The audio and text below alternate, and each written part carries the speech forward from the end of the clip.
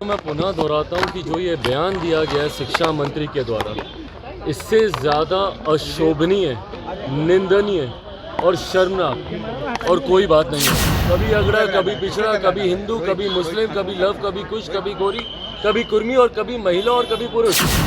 पुरुषों को लेकर जिस तरीके से मुख्यमंत्री जी का बयान रहा है हाल फिलहाल के दिनों में, उन्हीं से ही सीख लेते हुए शिक्षा मंत्री जब इस तरीके का बयान देते हैं, मैं चुनौती देता हूँ भैया, अगर आप में हिम्मत है तो आप बैन करके दिखाएं ना रामचरितमानस को। आप तो प्रदेश के शिक्षा मंत्री हैं। आज की तारीख में चिंता होनी चाहिए थी सबको बक्सर की। क्या समाधान निकाला? समाधान यात्रा पे निकले ना मुख्यमंत्री जी, क्या समाधान निकाल दिया इन्होंने बक्सर का?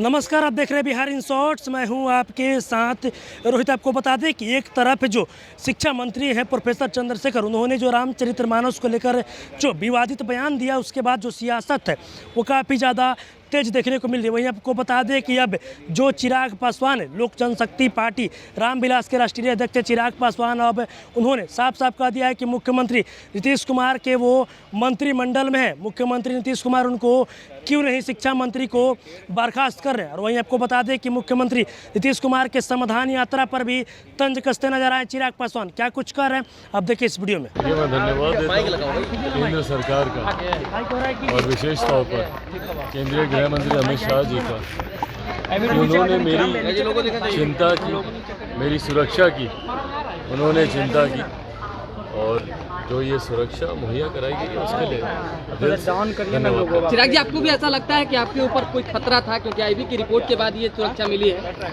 भाई, मैं जनता के बीच रहने वालों में से हूँ, काम करने वालों में से हूँ। यकीनन निरंतरता में हम लोगों के दौरे, कार्यक्रम बिहार के अलग अलग ज़िलों में, और ये बात किसी से छुपी नहीं, आप सब देख ही रहे हैं किस तरीके का एक जन सैलाब हम लोगों के कार्यक्रमों में, हम लोगों की यात्राओं में जिस तरीके से उत्साह के साथ लोग आते हैं, तो भीड़ भाड़ में जाना ये कार्यक्रम का हिस्सा रहा है। अब ऐसे में कोई खतरा है नहीं है। आईबी ने अपनी कोई रिपोर्ट मंत्रिमंडल की बातों को लेकर के अब तो चर्चाएं तेज हो गई है, क्या कहेंगे भाई? अभी मुझे इसके बारे में चिराग जी, रामचरितमानस को लेकर राजद और जदयू आपस में लड़ रही है, क्या कुछ कहेंगे इस पर? भाजपा भी समर्थन कर दिया। पहले तो मैं पुनः दोहराता हूँ कि जो ये बयान दिया गया है शिक्षा मंत्री के द्वारा, इससे ज़्यादा अशोभनीय, निंदनीय और शर्मनाक और कोई बात नहीं हो सकती।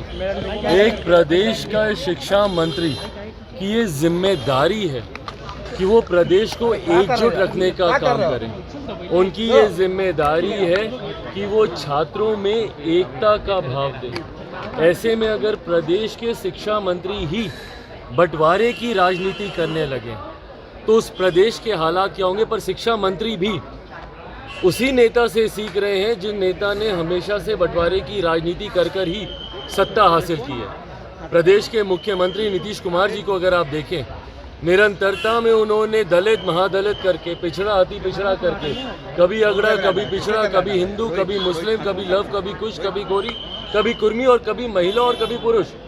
पुरुषों को लेकर जिस तरीके से मुख्यमंत्री जी का बयान रहा है हाल फिलहाल के दिनों में, उन्हीं से ही सीख लेते हुए शिक्षा मंत्री जब इस तरीके का बयान देते हैं, मैं चुनौती देता हूं भैया, अगर हिम्मत है भैया, ये गीदड़ भक्ति आप किसको दे रहे हैं भाई? अगर आप में हिम्मत है तो आप बैन करके दिखाएं ना रामचरितमानस को। आप तो प्रदेश के शिक्षा मंत्री हैं। अगर आप सही में मानते हैं कि ये इतना खराब ग्रंथ है तो आप इसको बैन करके दिखाइए। आपके से बोलने से नहीं कुछ होने वाला ना। हिम्मत है तो आप करके दिखाइए, पर आप में हिम्मत नहीं है, आप करेंगे नहीं। आप इस तरीके के बयान से बिहार में बंटवारे की राजनीति को साधने के लिए, और ख़ास तौर पर जो ज्वलंत विषय हैं, आज की तारीख में चिंता होनी चाहिए थी सबको बक्सर की। क्या समाधान निकाला? समाधान यात्रा पे निकले ना मुख्यमंत्री जी, क्या समाधान निकाल दिया इन्होंने बक्सर का? क्या वहाँ का समझौता हो गया, समाधान हो गया? वहाँ पे किसानों की मांगों को इन्होंने पूरा कर दिया? एक मुख्यमंत्री ऐसे जो कि समाधान निकालना तो दूर, समाधान को, समस्या को और बढ़ाने का काम करते हैं। वहाँ पर किसानों को जाकर देखिए, कल सुबह हम गए थे वहाँ पर, किसानों के हालात देखिए बक्सर में। आप उनकी समस्या को तो आप दूर नहीं कर पाए, उल्टा जाकर उनके ऊपर एफआईआर कर कराकर, उनके ऊपर झूठे मुकदमे कर कराकर आप लोगों ने किसानों की समस्या को और वहाँ पर बढ़ा दिया। और जिस प्रदेश के मुख्यमंत्री के पास तमाम समस्याओं का सिर्फ एक ही समाधान हो, लाठी, लाठी के अलावा कोई और समाधान तो है चिराग नहीं। जी, छात्र सड़क पर निकलते हैं तो लाठी चलाते हैं, शिक्षक सड़क पर उतरते हैं तो लाठी चलाते हैं, अभ्यर्थी सड़क पर उतरते हैं तो लाठी चलाते हैं। भाई जो मुख्यमंत्री खुद हर समस्या की जड़ में हो, वो मुख्यमंत्री प्रदेश का कोई समाधान नहीं निकालेगा। और ऐसे मंत्री जब बयान देते हैं, इसका क्या समाधान निकाला मुख्यमंत्री ने? क्या समाधान निकाला? क्यों नहीं तत्काल प्रभाव से मुख्यमंत्री ने बर्खास्त किया इस मंत्री को? शिक्षा मंत्री को क्यों नहीं हटाया अपने कैबिनेट से?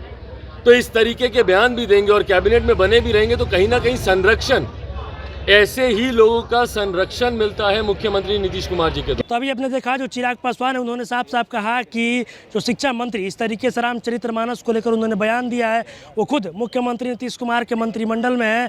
तो मुख्यमंत्री नीतीश कुमार आखिर उनको क्यों नहीं बर्खास्त कर रहे मंत्रिमंडल से? वहीं आपको बता दें कि समाधान यात्रा को लेकर भी साफ साफ कह दिया कि वो समाधान यात्रा पे निकले हैं, लेकिन लोगों की समस्याओं को और वो बढ़ा रहे हैं। अगर वो समाधान यात्रा में निकले हैं तो फिर बक्सर में जिस तरीके से किसानों के ऊपर प्रशासन के द्वारा लाठियां बरसाई गई, तो फिर उनके समस्याओं का समाधान क्यों नहीं मुख्यमंत्री नीतीश कुमार कर दिए? और भी क्या कुछ कह रहे थे चिराग पासवान, आपने इस वीडियो में देखा। बस इसी तरह की तमाम खबरों के साथ आप मेरे साथ जुड़े रहें। तब तक के लिए धन्यवाद।